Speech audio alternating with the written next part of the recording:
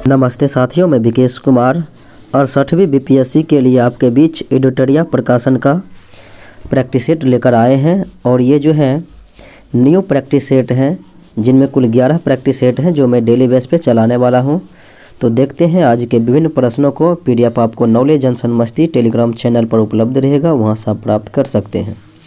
तो मेरा पहला प्रश्न इस प्रकार से है, बिहार में 1857 के आंदोलन के दौरान किन क्षेत्रों के जमींदार ने ईस्ट इंडिया कंपनी की सहायता दी थी? तो ईस्ट इंडिया कंपनी की सहायताओं की बात करेंगे तो बिहार के हथुआ, पंडौल, दरभंगा और बेतिया, यानी कि ये सभी जगहों के जो है इन क्षेत्रों के ज़मींदारों ने ईस्ट इंडिया कंपनी की सहायता की। तो इसीलिए राइट आंसर ई हो जाएगा कि इनमें से एक से अधिक। अगले प्रश्नों को देखें। कांग्रेस सम्मेलनों को शिक्षित भारतीयों के वार्षिक राष्ट्रीय मेले की संज्ञा किसने दी? यानी कि कांग्रेस सम्मेलन को जो है शिक्षित भारतीयों के वार्षिक राष्ट्रीय मेले की संज्ञा देने वाले व्यक्ति तो ये थे लाला लाजपत राय। अगले प्रश्नों को देखें। तारीख ए शेरशाही ये पुस्तक है और इनके लेखक हैं अब्बास खां शेरवानी। तारीख ए शेरशाही, अब्बास खां शेरवानी। अगले प्रश्नों को देखें। शुंग शासकों ने अपनी राजधानी कहाँ स्थापित किया? तो शुंग वंश की स्थापना पुष्यमित्र शुंग के द्वारा किया गया था और इन्होंने अपनी राजधानी विदिशा को बनाया था। बिहार में नोनिया विद्रोह जो कि 1778 से 1800 ईस्वी के बीच हुआ था, तो इस दौरान निम्न में से कौन सा क्षेत्र प्रभावित रहा था? तो नोनिया विद्रोह के बारे में अगर देखा जाए तो सारण क्षेत्र, पूर्णिया, वैशाली, कटिहार। सारण, पूर्णिया, वैशाली, कटिहार, यानी कि ये सभी क्षेत्र प्रभावित रहा था। इसीलिए राइट आंसर ई हो जाएगा, इनमें से एक से अधिक। अगले प्रश्नों को देखें। मुगल काल में निम्न में से किस व्यवस्था के अंतर्गत खरी फसल के आधार पर लगान का अनुमान लगाकर वसूली की जाती थी? तो खरी फसल के आधार पर लगान का अनुमान लगाकर वसूली की जाती थी, तो मुगल काल का वो व्यवस्था था नक्श। ऑप्शन सी हो जाएगा। बिहार को मुगल साम्राज्य ने प्रांत का दर्जा दिया था, तो बिहार को मुगल साम्राज्य के द्वारा जो है प्रांतों का दर्जा 1580 ईस्वी में दिया गया था। किनके नेतृत्व में क्रांतिकारियों ने वायसराय लॉर्ड हार्डिंग की हत्या का असफल प्रयास किया? तो 1911 में दिल्ली भारत की राजधानी घोषित किया गया और 12 में बना। तो उस समय रास बिहारी बोस और सचेंद्र नाथ सन्याल के द्वारा लॉर्ड हार्डिंग की हत्या का असफल प्रयास किया गया। तो राइट आंसर ई हो जाएगा। ए और बी यानी एक से अधिक सही है। अगले प्रश्नों को देखें। बिहार आने वाला प्रथम अंग्रेज यात्री, तो बिहार आने वाला अगर बात करेंगे प्रथम अंग्रेज यात्री तो ये हो जाएगा रॉल्फ फिंच। तो राइट आंसर सी हो जाएगा। ये अकबर के दरबार में आया था 1580 ईस्वी में। अगले प्रश्नों को देखें। वह युद्ध जिसमें भारत में मुस्लिम शक्ति की स्थापना, तो भारत में मुस्लिम शक्ति की स्थापना तराइन के द्वितीय युद्ध में हुआ था, जिसमें कि मोहम्मद गौरी ने जो है पृथ्वीराज चौहान को पराजित किया था। तराइन के प्रथम युद्ध 1191 में पृथ्वीराज चौहान गौरी को पराजित किया और 92 में जो है गौरी ने पृथ्वीराज को पराजित किया। गौरी और जयचंद के बीच चंदावर का युद्ध हुआ था 1194 में। पानीपत की प्रथम लड़ाई 1526 में बाबर और इब्राहिम लोदी के बीच बाबर विजित रहा। शेर शाह ने विशुद्ध चांदी एवं तांबे के सिक्के का प्रचलन किया, तो चांदी एवं तांबे के सिक्के का क्रमशः नाम क्या था? चांदी का नाम था रुपया और तांबे के सिक्का का नाम था दाम। तो बात करेंगे तो रुपया और दाम, यानी कि ऑप्शन नंबर हो जाएगा सी। अगले प्रश्नों को देखें। सूची 1 सूची 2 के साथ मैचिंग कराना है, जो किस प्रकार से? तो एक तरफ शासक है, एक तरफ जो है उसकी राजधानियाँ दी गई है। ये एक तरफ उनका जो है समाधि स्थल दी गई है, कब्र। और बात करेंगे बाबर, तो बाबर को जो है सबसे पहले आगरा के आरामबाग में, फिर उसके बाद काबुल में दफनाया गया, तो ये हो जाएगा 1 में 3। फिर उसके बाद देखें अकबर को सिकंदरा में दफनाया गया था, आगरा के पास जो है सिकंदरा में, तो इसलिए राइट आंसर जो है 4 हो जाएगा। और जहांगीर को शाहदरा लाहौर में, शाहजहां को आगरा में। अगले प्रश्नों को देखें। बहावी आंदोलन का उद्देश्य क्या था? तो बहावी आंदोलन का उद्देश्य देखा जाए तो सामाजिक सुधार, धार्मिक सुधार और मुसलमानों पर पड़ने वाले पाश्चात्य प्रभावों का विरोध भी था और भारत में ब्रिटिश सत्ता की समाप्ति भी थी। तो आंसर जो है सभी हो जाएगा सही, यानी कि ई हो जाएगा इनमें से एक से अधिक। उपनिषदों का फारसी में अनुवाद कहलाता है। तो उपनिषदों का जो है फारसी में अनुवाद किया गया था दारा सिकों के द्वारा। तो इसका नाम जो है सिर-ए-अकबर रखा गया था। अगले प्रश्नों को देखें। गौतम बुद्ध को ज्ञान की प्राप्ति किस नदी के किनारे और किस वृक्ष के नीचे? तो ज्ञान की प्राप्ति हुई थी निरंजना नदी, जिसे फल्गु कहते हैं, और ये पीपल वृक्ष के नीचे। तो राइट आंसर बी हो जाएगा। अगले प्रश्नों को देखें। फिरोज शाह तुगलक के संबंध में कहा जा रहा है कि कौन सा कथन सही नहीं है, यानी कि गलत है? देखा जाए तो वह भारत में नहरों का सबसे बड़ा जाल निर्माण करने के लिए प्रसिद्ध था, ये सही है। और उसने दीवान ए खैरात विभाग को स्थापित किया था, जो गरीब मुसलमान अनाथ स्त्रियों एवं विधवाओं को आर्थिक सहायता देता, ये भी सही है। और वह हक ए सर्ब नामक सिंचाई कर लगाने वाला दिल्ली का पहला सुल्तान, ये भी सही। और उसने अशोक के 2 स्तंभ मेरठ एवं टोपड़ा को दिल्ली लाने का श्रेय दिया जाता है, ये भी सही है। तो आंसर हो जाएगा कि इनके बारे में सभी सत्य है। तो गलत एक भी नहीं है। तो राइट आंसर ई हो जाएगा कि इनमें से कोई नहीं। किस सुल्तान के काल में खालसा भूमि अधिक पैमाने पर विकसित हुई थी? तो यह हुई थी अलाउद्दीन खिलजी के समय में। अगले प्रश्नों को देखें। हम बहुत बड़ी भूल करेंगे यदि हम बिहार की जनता और उसके मंत्रिमंडल को लीग के नेताओं के हिंसक व असभ्य आक्रमणों के आगे रक्षित छोड़ देंगे। तो ये कथन जो है 1946 में किसके द्वारा कहा गया था? तो वल्लभ भाई पटेल के द्वारा कहा गया था। मगध के कन्ना वंश के संस्थापक, तो कन्ना वंश के संस्थापक थे वासुदेव, और ये शुंग वंश के अंतिम शासक देवभूति की हत्या करके किया था स्थापना। किनके द्वारा लंदन में ब्रिटिश इंडिया सोसाइटी की स्थापना? तो ब्रिटिश इंडिया सोसाइटी का स्थापना लंदन में जो है ये विलियम एडम्स के द्वारा किया गया था।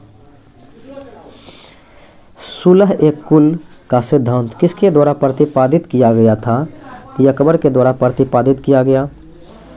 तथा कथित कुशासन के आधार पर किस गवर्नर जनरल ने मैसूर राज्य के प्रशासन को अपने अधीन ले लिया था? तो यह था लॉर्ड विलियम वेंटिंग। इन्होंने जो है 1831 में मैसूर को, 1834 में कुर्ग को जो है अपने अधीन कर लिया था, अंग्रेजों के अधीन। अगले प्रश्नों को देखें।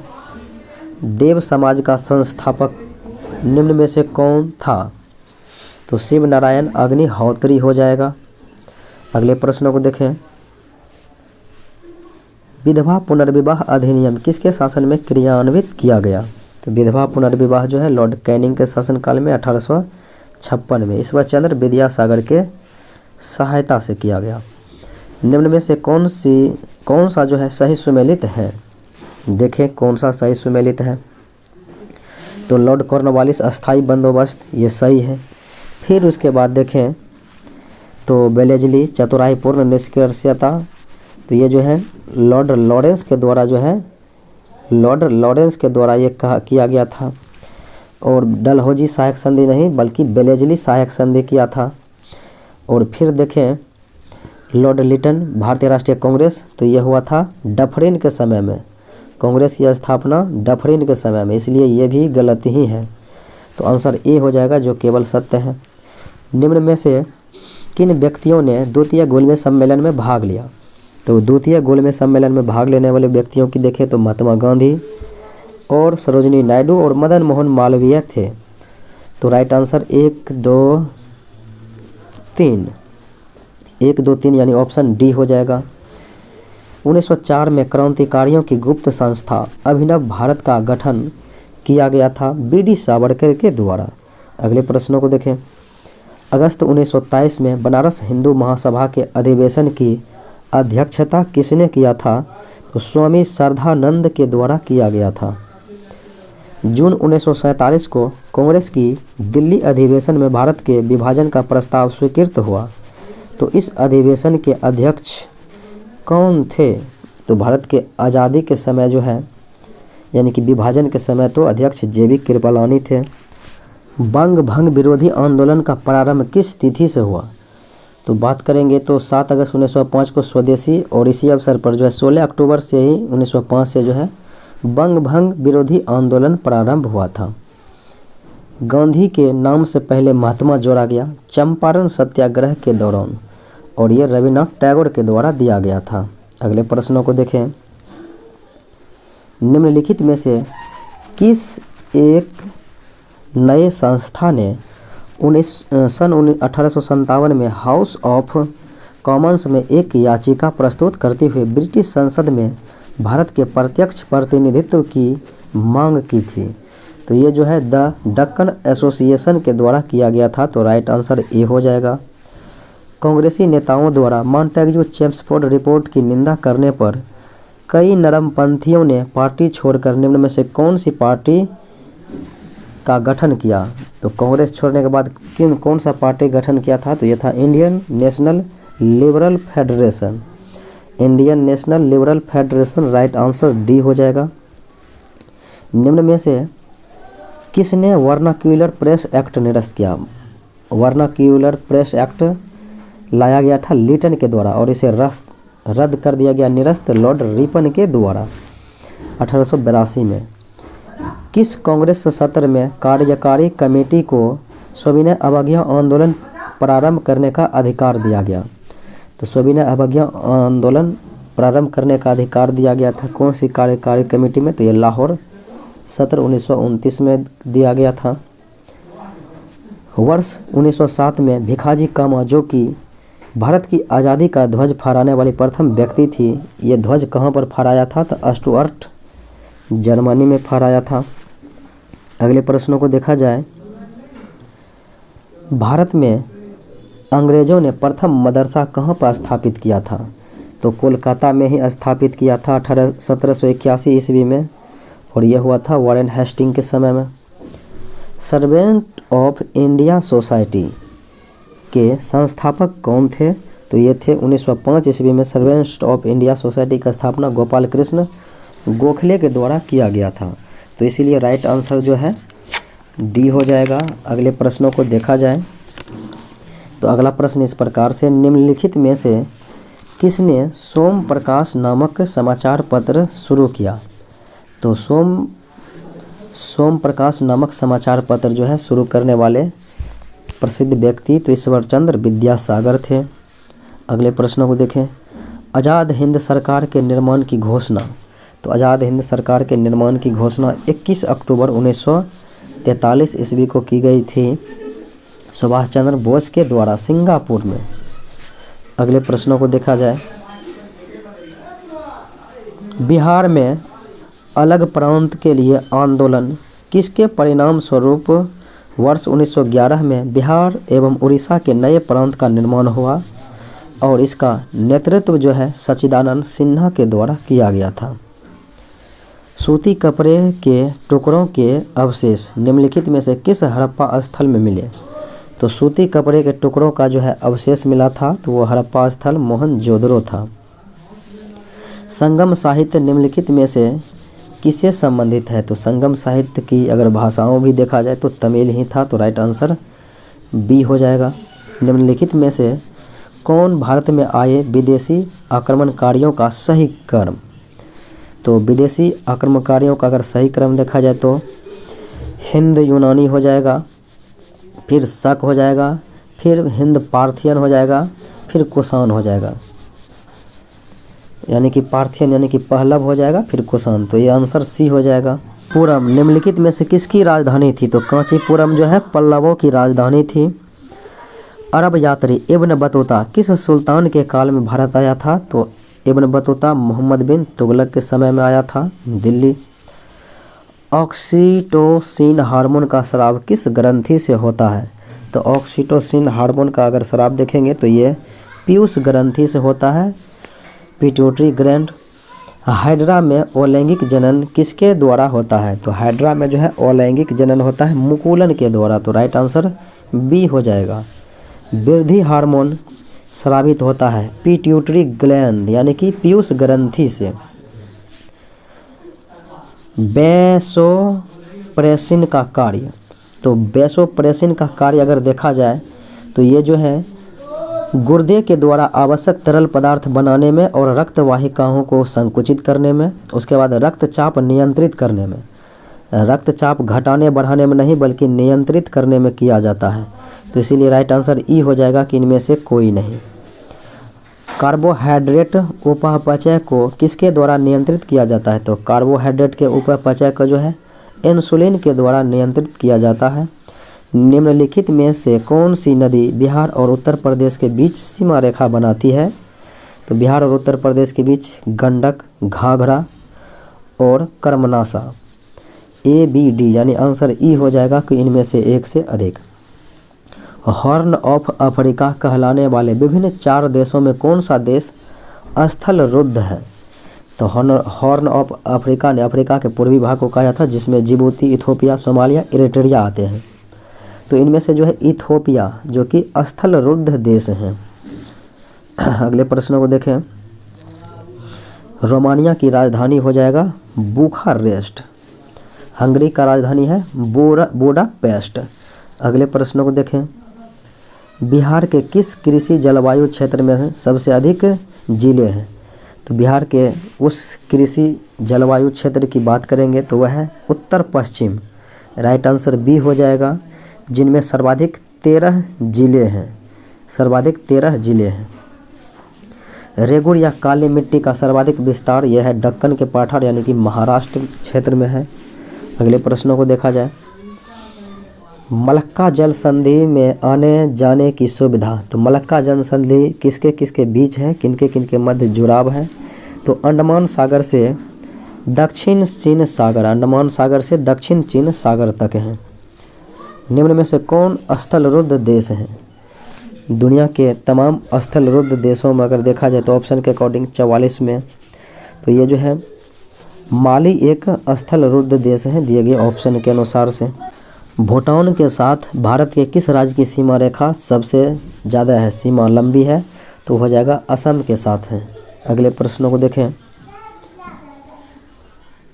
विश्व की गेहूं की मंडी किसे कहा जाता है? तो विनिपेग को कहा जाता है विश्व की गेहूं की मंडी। अगले प्रश्नों को देखें। टेरा रोसा मिट्टी किसके लिए उपयुक्त होता है? तो टेरा रोसा मिट्टी जो है ये उपयुक्त होता है कहवा के लिए। अगले प्रश्नों को देखें। आल्प्स पर्वत के विस्तार जो है विस्तृत क्षेत्र, तो ये हो जाएगा फ्रांस और स्विट्जरलैंड। तो आंसर ई हो जाएगा इनमें से एक से अधिक, फ्रांस से स्विट्जरलैंड तक। याकूत किस देश की प्रमुख जनजाति है? तो याकूत जो है ये प्रमुख जनजाति है रूस की। तो राइट आंसर सी हो जाएगा। भारत में उच्च न्यायालयों के न्यायाधीश को पद की शपथ दिलवाते हैं। तो उच्च न्यायालय के न्यायाधीश को पद के जो है शपथ उस राज्य के राज्यपाल के द्वारा दिए जाते हैं। राष्ट्रपति और उपराष्ट्रपति के चुनावों से संबंधित चुनावी विवादों का निपटारा तो भारत के सर्वोच्च न्यायालय के द्वारा किया जाता है। अगले प्रश्नों को देखें। भारत के संविधान में कल्याणकारी राज्य का आदर्श तो ये मिलता है राज्य के नीति निर्देशक सिद्धांत अनुच्छेद 36 से 51 और भाग 4 में है। निम्न में से कौन विधि के शासन का प्रमुख लक्षण है? तो विधि के शासन का प्रमुख लक्षण शक्तियों का परिसीमन है, फिर स्वतंत्रता और नागरिक अधिकार, सरकार का जनता के प्रति उत्तरदायित्व और विधि के समक्ष क्षमता। तो यानी कि ये सभी हो जाएगा जो है विधि के शासन का लक्षण है। तो आंसर ई हो जाएगा इनमें से एक से अधिक। भारत में मताधिकार और निर्वाचित होने का अधिकार, तो भारत में मताधिकार और निर्वाचित होने का अधिकार यह है संवैधानिक अधिकार। और वयस्क मताधिकार के द्वारा चुनाव जो होता है मतदान, तो वो एक 326 अनुच्छेद के तहत डालते हैं। अगले प्रश्नों को देखें। भारत के सर्वोच्च न्यायालय के अधिकार क्षेत्र को बढ़ाने का अधिकार किसके पास है? तो संसद के पास है। अगले प्रश्नों को देखें। निम्न में से कौन सिविल सेवा बोर्ड के पदेन अध्यक्ष होते हैं? तो सिविल सेवा बोर्ड के जो है पदेन अध्यक्ष कैबिनेट सचिव होते हैं। तो राइट आंसर डी हो जाएगा। निम्नलिखित में से कौन भारत के संविधान के तहत नागरिकों का मौलिक कर्तव्य है? तो संविधान के तहत भारत के नागरिकों का मौलिक कर्तव्य है देश की रक्षा के लिए, ऐसा करने पर देश की रक्षा करने के लिए और ऐसा करने पर राष्ट्रीय सेवा प्रदान करना जब ऐसा आह्वान किया जाए। तो राइट आंसर सी हो जाएगा। अगले प्रश्नों को देखा जाए।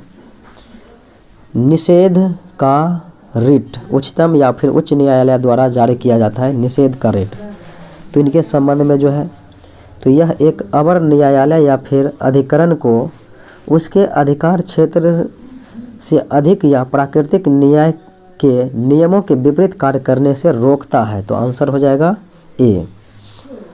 लोकसभा के अध्यक्ष को पद से हटाया जा सकता है। तो लोकसभा के अध्यक्ष को जो है पद से हटाया जा सकता है तो लोकसभा के सभी सदस्यों के बहुमत पारित करने के प्रस्ताव के बाद ही।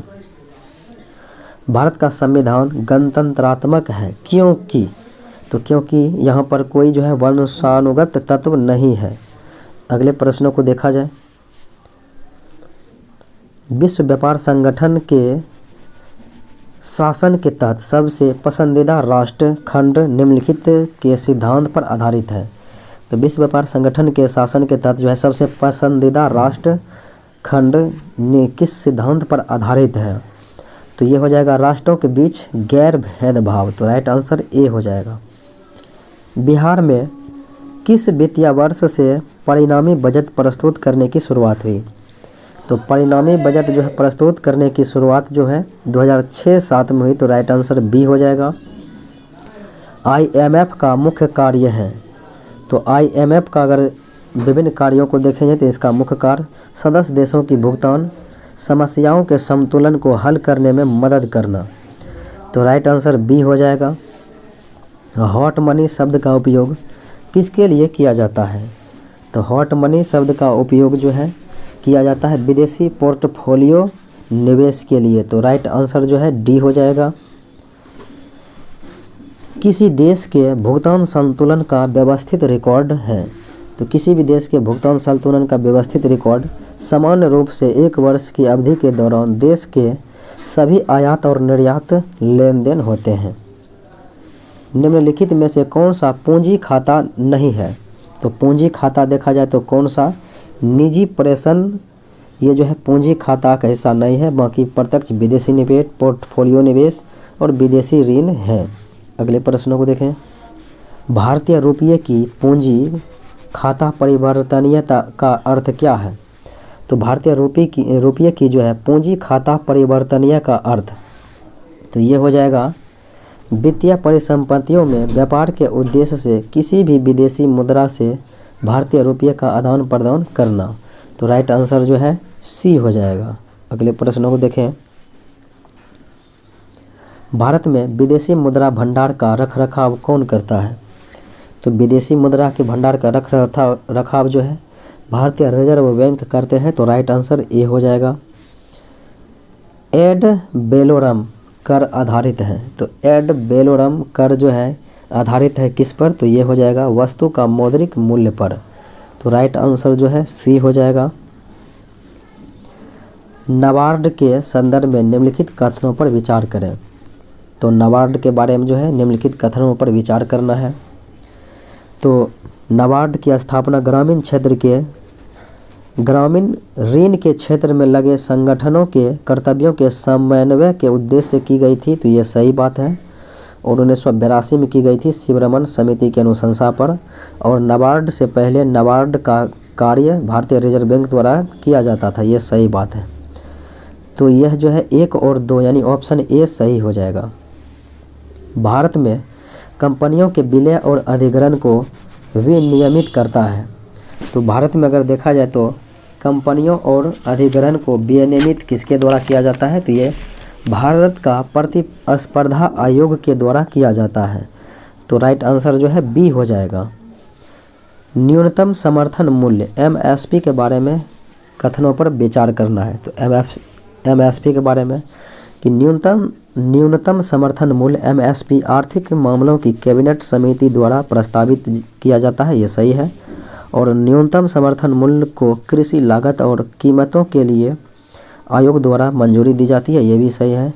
और MSP के स्तर पर नीति आयोग का अंतिम निर्णय लेती है, तो ये भी सही है।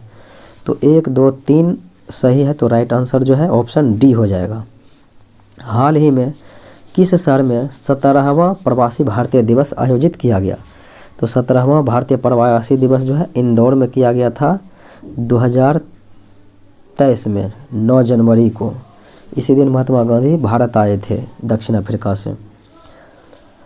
नवंबर 2022 में PM गति शक्ति मल्टी मॉडल जलमार्ग शिखर सम्मेलन कहां पर आयोजित किया गया? तो यह वाराणसी में आयोजित किया गया था। अगले प्रश्नों को देखें। भारत 2023 में संगठन के अध्यक्ष के रूप में अगले SCO शिखर सम्मेलन की मेजबानी करेगा। तो इस आयोजन का विषय क्या है? तो इस आयोजन का विषय है एक सुरक्षित SCO के लिए। अगले प्रश्नों को देखें। 19वां APEC 19वां APEC यानी कि एशिया प्रशांत आर्थिक सहयोग सम्मेलन कहाँ पर संपन्न हुआ? तो ये संपन्न हुआ था थाईलैंड में, तो राइट आंसर बी हो जाएगा। कतर ने 27 साल के प्राकृतिक गैस आपूर्ति सौदे के लिए निम्नलिखित में से किस देश के साथ साझेदारी की है?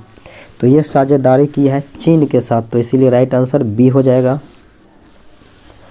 किस टेनिस खिलाड़ी ने आस्ताना ओपन फाइनल खिताब जीता है? तो आस्ताना ओपन फाइनल खिताब जो है ये नोवाक जोकोविच के द्वारा जीता गया, तो राइट आंसर बी हो जाएगा। फाइनल में बहरीन के हबीब सबाह को हराकर भारत से कौन सा नया विश्व 6 रेड स्नूकर चैंपियन बना? तो ये बनने वाले खिलाड़ी हैं S श्रीकृष्ण, तो राइट आंसर जो है ए हो जाएगा। हाल ही में खबरों में रहा असोला भट्टी वन्यजीव अभयारण्य किस राज्य में है? तो असोला भट्टी वन्यजीव अभयारण्य नई दिल्ली में है, इसलिए चर्चे में रहे हैं। किस संस्था द्वारा लिविंग प्लेनेट रिपोर्ट प्रकाशित की जाती है? तो यह है लिविंग प्लेनेट रिपोर्ट, ये प्रकाशित की जाती है WWF। हाल ही में खबरों में रहा वायु अमृत क्या है? तो वायु अमृत जो है एक फसल अवशेष प्रबंधन पहल है, तो राइट आंसर जो है ए हो जाएगा। अगले प्रश्नों को देखा जाए। प्रधानमंत्री आवास योजना शहरी PMAYU पुरस्कार 2021 में किस राज्य को प्रथम स्थान प्राप्त हुआ था? तो यह है उत्तर प्रदेश। संयुक्त राष्ट्र मानवाधिकार आयोग UNHRC के विशेष दूत के रूप में नियुक्त होने वाली पहली भारतीय और एशियाई महिला कौन बन गई है? तो यह है DKP अश्विनी। DKP अश्विनी, तो राइट आंसर डी। देश का पहला वर्चुअल स्कूल कहाँ शुरू हुआ? तो देश का पहला जो है वर्चुअल स्कूल शुरू हुआ है नई दिल्ली में, तो राइट आंसर सी हो जाएगा। किस संस्थान ने women of engineering science and technology WEST पहल शुरू की? तो ये वेस्ट पहल जो है शुरू किया गया है प्रधान वैज्ञानिक सलाहकार कार्यालय के द्वारा, तो राइट आंसर बी हो जाएगा। हाल ही में खबरों में रहा मुईफा क्या है? तो मुईफा जो एक आंधी है, तो राइट आंसर सी हो जाएगा, जो कि ताइवान में जो है आया था।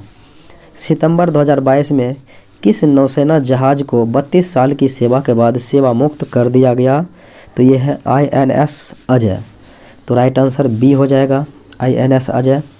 गति शक्ति महाविद्यालय बड़ोदरा के पहले कुलाधिपति के रूप में किसे नियुक्त किया गया? तो गति शक्ति विश्वविद्यालय बड़ोदरा के पहले कुलाधिपति के रूप में नियुक्त किया गया है अश्विनी वैष्णव, तो राइट आंसर जो है सी हो जाएगा, जो कि वर्तमान में रेल मंत्रालय है। दुनिया का सबसे ऊंचा रेलवे पुल किस देश में स्थित है? तो दुनिया का सबसे ऊंचा रेलवे पुल जो है भारत में ही स्थित है।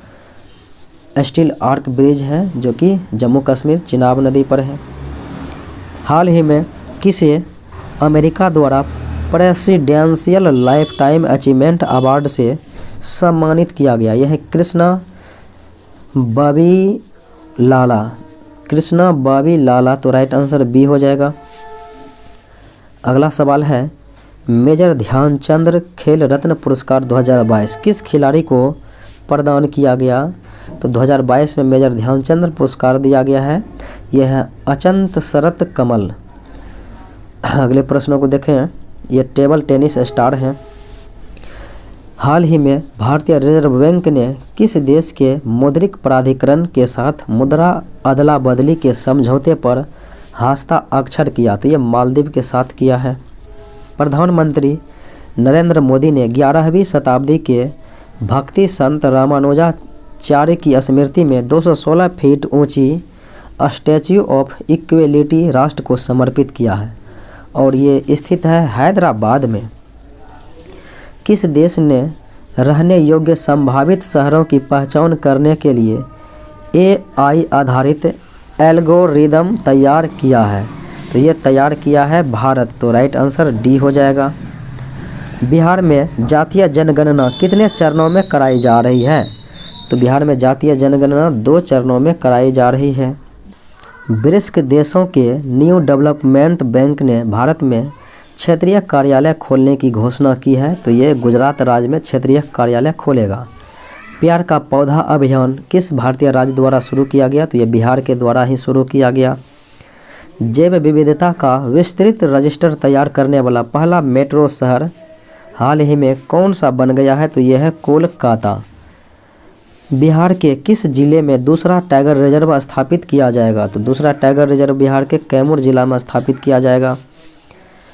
फिलीपींस में आयोजित एशियाई बैडमिंटन चैंपियनशिप 2022 में PV सिंधु ने कौन सा पदक जीता? तो ये कांस्य पदक जीता, अपने नाम किया।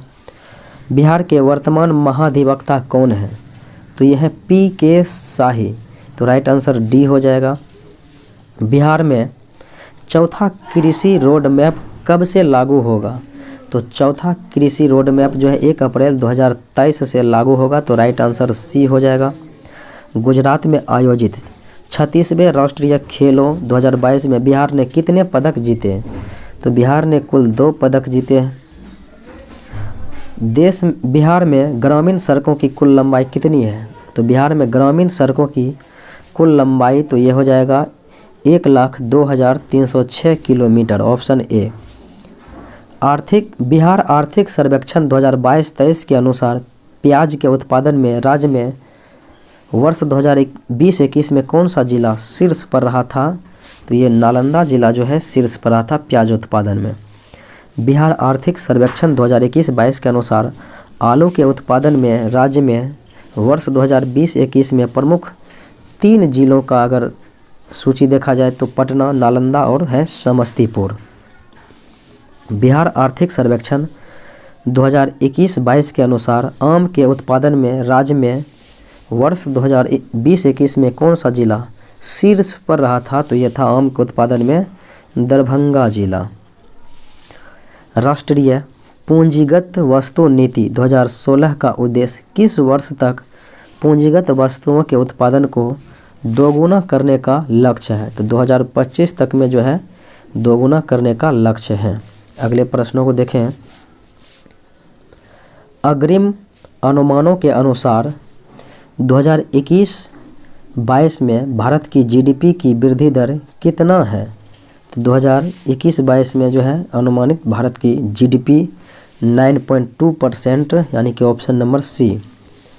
FDI इक्विटी अंतर्प्रवाह के मामलों में भारत में शीर्ष निवेश करने वाला देश, तो भारत में जो है शीर्ष निवेश करने वाला देश जो है वो है सिंगापुर।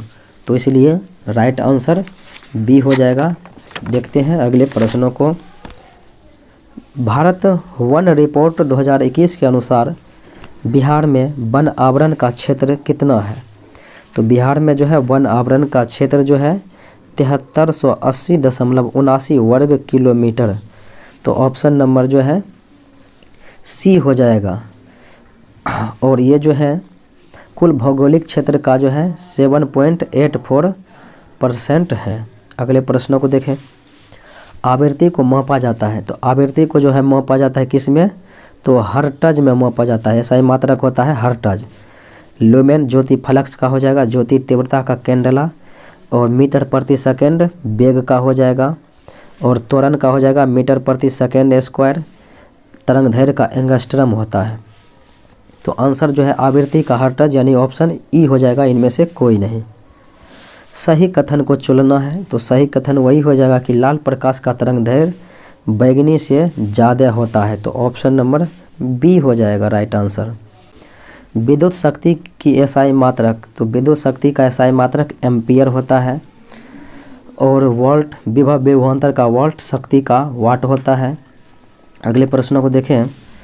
विद्युत मोटर में ऊर्जा का रूपांतरण, तो विद्युत मोटर विद्युत ऊर्जा को जो है यांत्रिक ऊर्जा में बदलता है, तो राइट आंसर जो है सी हो जाएगा। अगले प्रश्नों को देखें। विद्युत धारा किस उपकरण से मापी जाती है, तो विद्युत धारा मापी जाती है एमीटर से। अगले प्रश्नों को देखें। ग्रीन हाउस गैस के मुख्य घटक, तो ग्रीन हाउस गैस में carbon dioxide, nitrous oxide, methane और ओजोन होते हैं, तो राइट आंसर ई हो जाएगा कि इनमें से एक से अधिक। अगले प्रश्नों को देखें। आइंस्टीन को नोबेल पुरस्कार मिला था प्रकाश विद्युत प्रवाह के लिए, फिजिक्स का नोबेल पुरस्कार 1921 ईस्वी में। इनमें से किसका पीएच मान 7 होता है, तो पीएच मान शुद्ध जल का भी सेवन, उदासीन विलयन का भी सेवन होता है, तो राइट आंसर ई हो जाएगा इनमें से एक से अधिक।